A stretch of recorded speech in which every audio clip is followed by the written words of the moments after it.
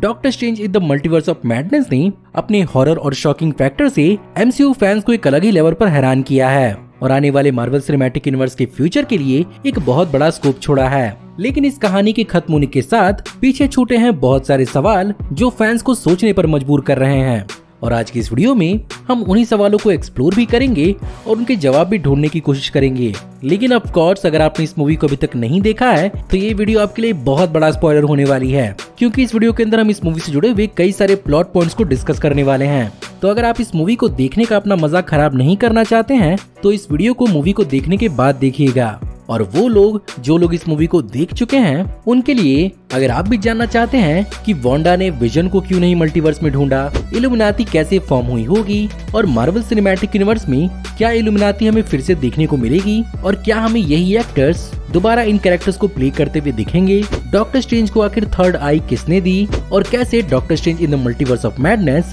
Setup कर रही है कांग द कंकरर को, ये और बहुत कुछ आपका इस वीडियो में इंतजार कर रहे हैं। तो देर किस बात की। हे गाइस, मेरा नाम है पंकज सागर और आपका स्वागत है गेमों को हिंदी की एक और फ्रेश वीडियो में। Now without wasting any more time, let's get started.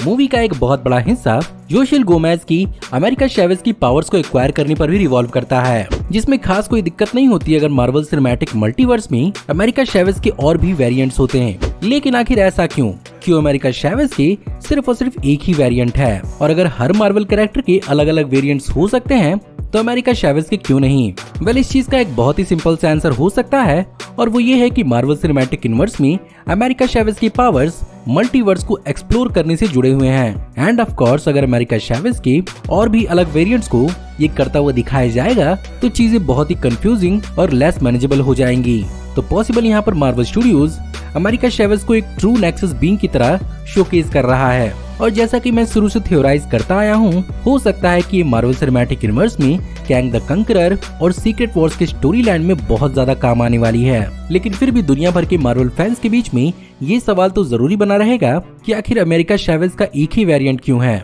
जिसे शायद मार्वल स्टूडियोज किसी सीरीज या किसी मूवी में एक्सप्लेन कर ही दे। इस मूवी के अंदर वांडा का ममत्व ऐसा जागा कि वो सबके लिए एक बुरा सपना बन गई। जाहिर सी बात है उससे उसकी दुनिया छनी थी, लेकिन सबसे बड़ा सवाल ये उठता है कि अपनी उस दुनिया को बनाने का इंस्पिरेशन उसे जिससे मिला था उसे उसकी परवाह क्यों नहीं थी और उसने क्यों उस मल्टीवर्स में किसी और विजन को नहीं ढूंढा। वेल, इस एक्सप्लेनेशन के पीछे वांडा की एक्ट्रेस एलिजाबेथ ओल्सन ने खुद ही अपनी कुछ थ्योरीज रखी हैं, जहां पर उनके हिसाब से ढूंढने के लिए तो वांडा के पास एक बहुत बड़ा लिस्ट है जिसमें उसके लीड पेरेंट्स और उसका भाई भी आता है। लेकिन एक माँ के लिए उसके खोए हुए बच्चों से ज्यादा और कोई कीमती नहीं होता और शायद यहाँ पर वांडा विजन को अपनी जिंदगी से निकाल चुकी है और वो ऐसा बिहेव कर रही है कि उसका विजन के साथ डाइवोर्स या सेपरेशन हो चुका है। साथ ही साथ वांडा के मिथ में उसके बच्चों की भी बहुत बड़ी अहमियत है और हम ये भी जानते हैं कि मार्वल सिनेमैटिक यूनिवर्स में ये दोनों के दोनों कैरेक्टर्स कभी न कभी हमें यंग एवेंजर्स का पार्ट भी जरूर दिखने वाले हैं, तो पॉसिबली उन पर एम्फेसिस करना जरूरी था। लेकिन सबसे बड़ा सवाल ये उठता है कि वांडा विजन के अंत तक व्हाइट विजन भी एमसीयू में एग्जिस्ट करता है और समवॉट उसके पास उसकी सप्रेस्ड मेमोरीज भी वापस आ गई थी, तो वो यहाँ पर वांडा को रोकने या इंटरफियर करने क्यों नहीं आया और वो अगली बार दिखने से पहले किस चीज का इंतजार कर रहा है।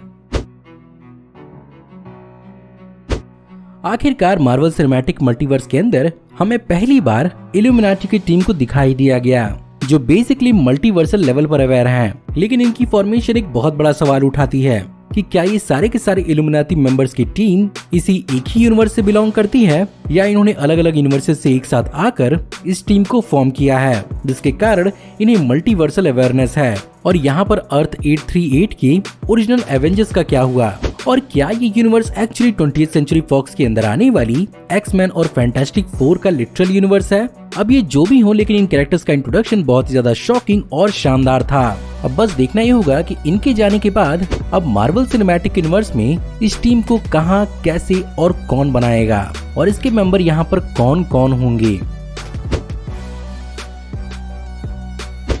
लेकिन इन शानदार कैमियो से भी ये सबसे बड़ा सवाल आता है कि एक्समैन और फैंटास्टिक फोर के बाकी कैरेक्टर्स कहाँ पर हैं और क्या वो एक्चुअली इल्यूमिनाटी के दिखे हुए यूनिवर्स अर्थ 838 में ही एग्जिस्ट करते हैं या बेसिकली अर्थ 838 एक्चुअली एक सेपरेट यूनिवर्स है जहाँ पर इल्यूमिनाटीज एक्चुअली आकर एक साथ मिलते हैं। और अगर ऐसी बात है तो कब, कहां और किस रियल में हमें बाकी एक्समैन और फैंटास्टिक फोर के कैरेक्टर्स दिखने वाले हैं। ऊपर से मेरे हिसाब से तो यहाँ पर 99% श्योरिटी है कि एक्टर जॉन क्रिसंस्की ही हमें मिस्टर फैंटास्टिक के रूप में दोबारा दिखने वाले हैं, जिसका मतलब ये हुआ कि पूरे के पूरे फैंटास्टिक फोर की नई कास्टिंग की जाएगी। लेकिन वहीं पर दूसरी तरफ प्रॉब्लम एक्समैन के साथ है, क्योंकि यहाँ पर एक्समैन के ऑलरेडी 2 वर्जन्स को मूवीज में दिखाया जा चुका है। और अगर यहाँ पर पैट्रिक स्टुअर्ट की प्रोफेसर चार्ल्स ज़ेवियर को दिखाया गया है तो सवाल ये उठता है कि मार्वल सिनेमैटिक यूनिवर्स में पैट्रिक स्टुअर्ट के प्रोफेसर चार्ल्स ज़ेवियर देखने को मिलेंगे या जेम्स मैकअवॉय के यंग प्रोफेसर चार्ल्स और यंग एक्समैन देखने को मिलेंगे। पूरे की पूरी मूवी में एक अनफॉर्मेडेबल विलन बनने के बाद फाइनली वांडा अपने सेंसेस को रीगेन करती है और इस बात को रियलाइज करती है कि उसके करप्शन के पीछे डार्क होल्ड किताब का बहुत बड़ा हाथ है और वो उसकी प्लेस ऑफ ओरिजिन और डार्क होल्ड को फाइनली उसी के नॉलेज से पूरे के पूरे मल्टीवर्स में डार्क होल्ड के साथ साथ खुद को भी खत्म कर देती है। पर क्या सचमुच यहाँ पर वांडा का अंत हो चुका है? Well, in a sense Marvel cinematic universe में हो सकता है कि वांडा मैक्सिमॉफ खुद को सचमुच खत्म कर चुकी हो, लेकिन अब मल्टीवर्स में हर एक चीज मुमकिन है। तो हो सकता है कि हमें वांडा अगली बार अलग नजरिए से देखने को मिले, क्योंकि वांडा के सामने उसका खुद का एक इवल वर्जन मौजूद था जो बेसिकली उसे उसके रियलाइजेशन के लिए बहुत जरूरी था। और यही सिमिलर चीज हमने लोकी सीरीज के अंदर भी देखी थी, जब लोकी अपने अल्टरनेट इवल वर्जन को देखकर खुद में चेंजेस लाता है। तो पॉसिबली यहाँ पर वांडा मैक्सिमॉफ के मार्वल सिनेमैटिक यूनिवर्स के फ्यूचर में या वांडा विजन के सीजन 2 में हमें उसका एक अलग अवतार देखने को मिल सकता है। लेकिन इस थ्योरी के पीछे आपका क्या मानना है मुझे कमेंट में जरूर बताइएगा।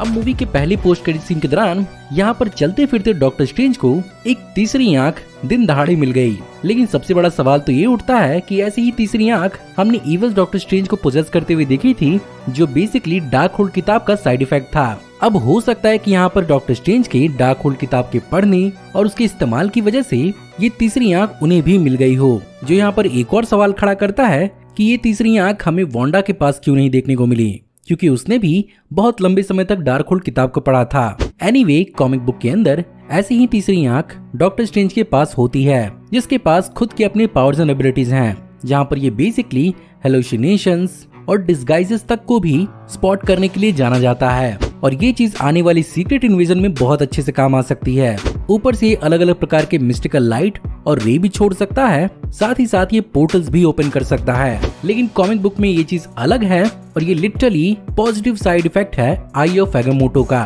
तो बेसिकली ऐसा भी हो सकता है कि यहाँ पर ये आई एक्चुअली डार्क होल्ड की वजह से नहीं, बल्कि एगामोटो ने डॉक्टर स्ट्रेंज को दी हो। वहीं पर पहले पोस्ट क्रेडिट सीन के बाद दूसरा पोस्ट क्रेडिट सीन भी देखने को मिला, जहां पर एक्चुअली हमें चार्लिस थेरॉन की क्लिया डॉक्टर स्ट्रेंज को किसी जगह पर ले जाते हुए दिख रही है। अब बेसिकली क्लिया मार्वल कॉमिक्स के अंदर डोरमामू की भांजी है और कॉमिक बुक के अंदर उसे डार्क डायमेंशन का सॉर्सरर सुप्रीम माना जाता है। और बेसिकली यहाँ पर डॉक्टर स्ट्रेंज की वजह से हुए इनकर्जन्स को ठीक करने के लिए ही क्लिया बेसिकली हमें डॉक्टर स्ट्रेंज को डार्क डायमेंशन में ले जाते हुए दिखी है, वही डायमेंशन जहाँ पर डॉक्टर स्ट्रेंज डोरमामू से निपटे थे। अब ये पॉसिबली हिंट ये भी हो सकता है कि आने वाले समय में हमें बड़े स्केल पर इनकर्जन्स देखने को मिलेंगी, जिसकी वजह से यहाँ पर हमें सीक्रेट वॉर स्टोरी लाइन देखने को मिल सकती है। Doctor strange in the multiverse of madness का ट्रेलर जब पहली बार ड्रॉप हुआ था तो हम में से बहुतों की अल्ट्रॉन सेंट्रीज को देखकर हवाइयां उड़ गई थीं और बहुतों ने इस बात को स्पेकुलेट किया था कि यहाँ पर हमें आयरन मैन का एक अल्टरनेट वेरिएंट टॉम क्रूज के सुपीरियर आयरन मैन के रूप में देखने को मिलेगा, जिसका इस मूवी के अंदर कोई भी अता पता नहीं था। वेल, यहाँ पर recently doctor strange in the multiverse के फिल्म मेकर्स ने इस बात को रिवील किया है कि एक्चुअली उन्होंने टॉम क्रूज को इस मूवी के अंदर सुपीरियर आयरन मैन के रोल के लिए अप्रोच किया था, लेकिन मिशन इम्पॉसिबल मूवीज के शूटिंग से डेट क्लैश होने के चक्कर में टॉम क्रूज इस रोल के लिए टाइम नहीं निकाल पाए, जिसके कारण इस मूवी के अंदर इस कैमियो को कैंसिल करना पड़ा। और पॉसिबली इसी बातचीत की उठने की वजह से ये रूमर सबके सामने आया। लेकिन इसका मतलब ये नहीं है कि फ्यूचर में ऐसा हो नहीं सकता। अब अगर यहाँ पर सेंट्रीज को टीज किया गया है तो ये पॉसिबली आयरन मैन की ही टेक्नोलॉजी हो सकती है और पॉसिबली यहाँ पर उसे फ्यूचर के लिए टीज किया जा रहा है।